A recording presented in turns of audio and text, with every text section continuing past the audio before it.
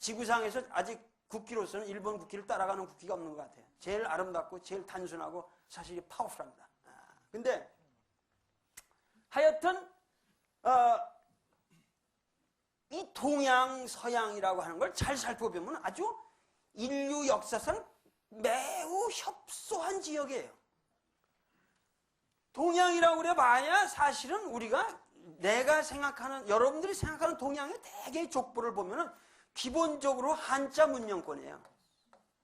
중국을 중심으로 해서 뭐 일본, 한국, 뭐 월남이나 들어갈까? 요 정도의 범위를 여러분들이 지금 동양이라고 그러고, 이 동양이라는 개념에 동남아도 안 들어가 있고 뭐 알라스카도 안 들어가 있고 뭐 시베리아도 안 들어가 있고 아무도 안 들어가 있어요. 소련도 안 들어가 있고 아무것도 안 들어가 있어요. 그죠? 근데 사실 소련도 엄연히 아시아 대륙이거든요. 근데 여러분들이 생각하는 동양이라는 것도 내가 보기에는 굉장히 협소한 지역에 갇혀있는 개념이고, 서양이라는 것도 여기 뭐 아프리카고 뭐고 그거 다 빠져 있어요.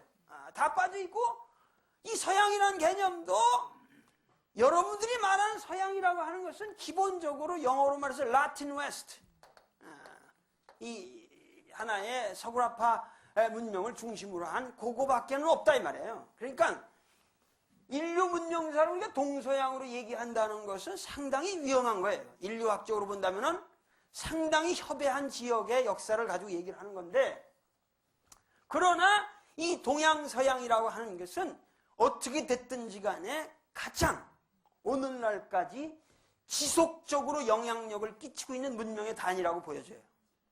오늘날 우리에게까지. 그래서 우리가 동서양을 항상 얘기하는 겁니다. 동서양을 얘기를 하는 건데, 자, 여기서 우리가 먼저 생각을 해보자고 말이죠. 그러니까 항상 우리가 여태까지 우리가 인류 역사를 생각할 적에, 많은 사람들이 인류 역사를 생각할 적에 우리가 역사를 전체적으로, 인류의 역사를 이렇게 전체적으로 생각해 본 적이 없었어요. 이것이 전부가 뭐냐면 20세기 현상이에요.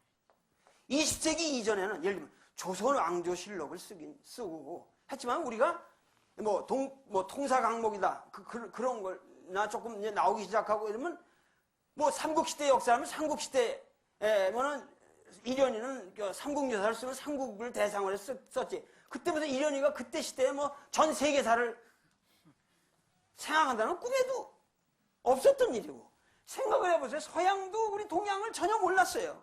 그러니까 인류는 지금 인류의 전체 인류 역사를 쓴다라고 하는 것은 대개 19세기부터 시작된 아주 특이한 거예요. 여러분들은 지금 인류 문명사 이런 얘기들을 하지만은 이거는 아주 최근에 등장한 새로운 역사의 장르입니다. 옛날부터 있었던 게 아니고, 옛날엔 그런 게 없었다고 말이에요. 근데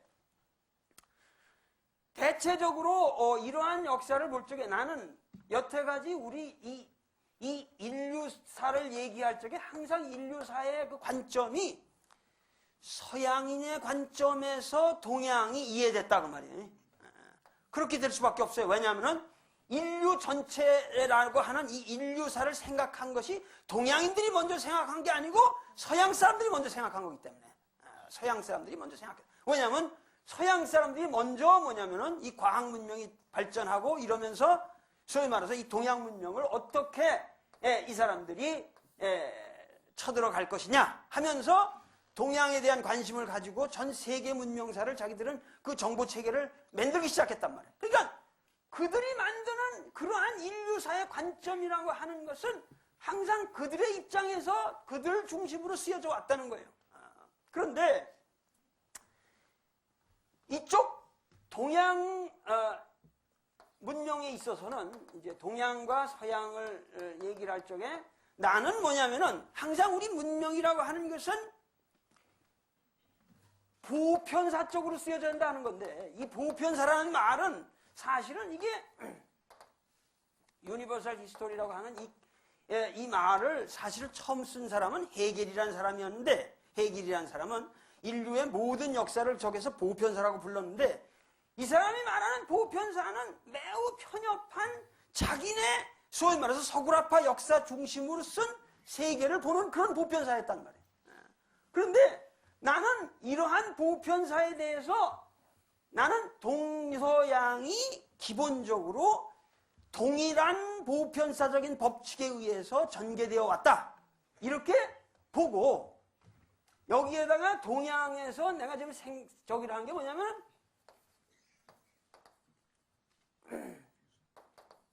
이 유교라는 거하고 부디즘이라고 하는 이 불교를 생각을 해보자 이거예요.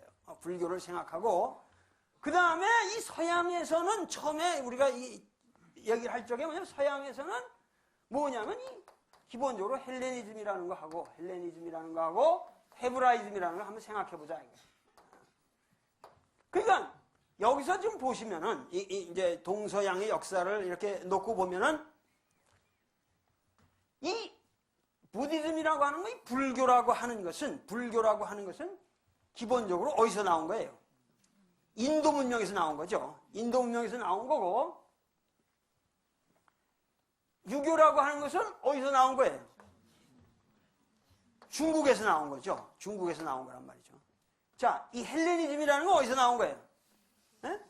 이것은 지금 저쪽 히랍을 중심으로 한 거를 우리가 히랍 중심의 어떠한 문화를 헬레니즘이라고 하고 헤브라이즘은 어디예요?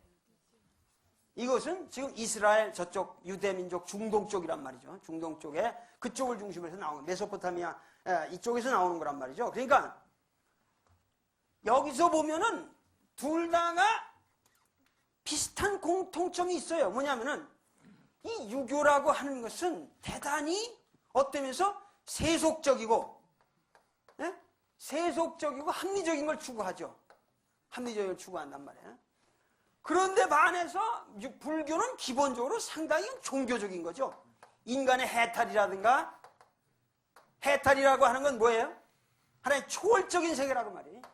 하나의 초월을 추구한다고 말이에요. 초월을 추구해. 현실적인 질서에서 머물라고 하질 않아. 그런데 보세요. 여기도 보면 서양도 항상 이게 헬레니즘과 헤브라이즘이 문제가 되는 게 헬레니즘이라는 건 뭐예요? 이것은 상당히 수학적이고 기하학적이고 굉장히 합리적인 질서를 추구한다고 말이에요. 연역적인 세계를 추구하고 아주 그런 거예요. 그러니까 이 헬레니즘이라는 것은 기본적으로 여기서 뭐가 나왔어요? 서양에.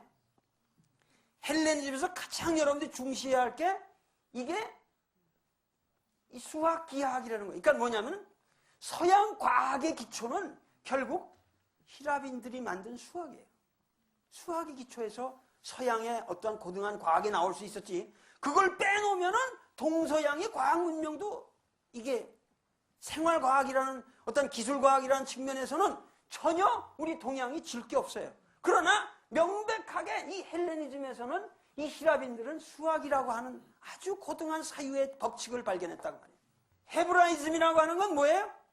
이거는 아주 deeply religious, 깊게 종교적이란 말이죠. 그러니까 이거는 나는 이런 말을 해. 헬레니즘은 상당히 어떤 의미에서 공간적인 문명이에요. 공간적인 문명. 공간적인 문명인데 반해서 헤브라이즘은 굉장히 시간적인 문명이다. 그런 말을 하거든요. 그러니까 헤브라이즘의 특징은 뭐냐면 신이 우리를 뭐 이렇게 애굽 땅으로부터 건져내 가지고 계속해서 우리를 구원하는 역사를 전개한다. 이게 뭐예요? 시간이죠, 시간. 그리고 어떤 미래의 어떤 아포칼립스, 하나의 그런 그 종말론이 온다. 하나의 그 역사에 대한 하나님의